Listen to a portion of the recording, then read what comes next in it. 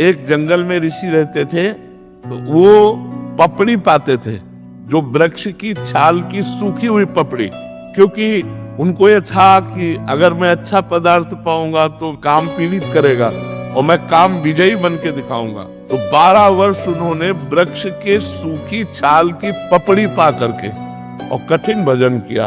अब तो महातेजस्वी हो गए। एक दिन काम प्रकट हुआ और कहा, क्या तुम समझते हो कि तुमने काम पर विजय प्राप्त कर ली? तो उनका एक काम क्या, हजारों काम पर विजय प्राप्त कर चुका हूँ। तो बोले, महाराज अब मैं अपने बाण संधान करता हूँ और आप संभालो अपने को। अब जहां जहां वो पपड़ी खाते थे वहां वहां हलवा घी का। तो उनका मेरे तप से भयभीत होकर वृक्ष हमें लगता कोई स्वादिष्ट पदार्थ देने लगे। अब वो खाने लगे। एक दिन छम छम छम छम पायल करती हुई और एक कटोरा लिए हुए जे ही देखा ऋषि आ रहे तो ऐसे हलवा लगा के भाग। उनका, खड़ी हो जाओ, तुम कौन हो?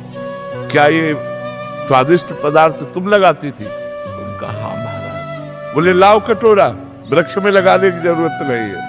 अब रोज कटोरा लेके तुम ले आ जाना, मैं इस कुटिया में रहता हूं। कटोरा लेके आने लगे। फिर एक दिन पूछा, तुम इस जंगल में क्यों रहती हो? तो उनका, मेरी माँ तपस्विनी है तो मैं अपनी माँ के साथ रहती हूँ। तो आखिरकार तुम्हें ब्याह तो करना ही पड़ेगा।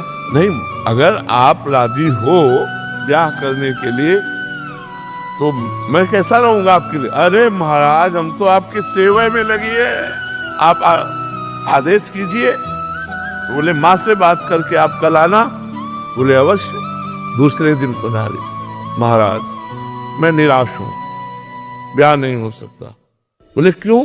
बोले, माँ ने एक शर्त रखी है कि अपना मुंह काला करके मुझे पीठ में बैठाल कर और अपनी कुटिया से और मेरी माँ की कुटिया तक आपको घुटनों के बल चलना पड़ेगा और मैं आपके पीठ में, और ऐसा मैं आपसे करवाना नहीं चाहती। महाराज राजी हो गए। मुंह काला किया, पीठ पे बैठाला, घुटने के बल चले। और जब वहां पहुंचे तो काम खड़ा था। उसने कहा, ये मेरी रची हुई माया है, मैं ही हूं इसका स्वामी। बोल, तेरी तपस्या कहाँ गई? ये कहो कि मैं तेरी तपस्या नष्ट नहीं की, केवल दिखाया है तुझे कि अगर तू तपस्या का अहंकार करेगा तो देख, घुटने के बल चल रहा, मेरी माया तेरे पीठ पर बैठी हुई है।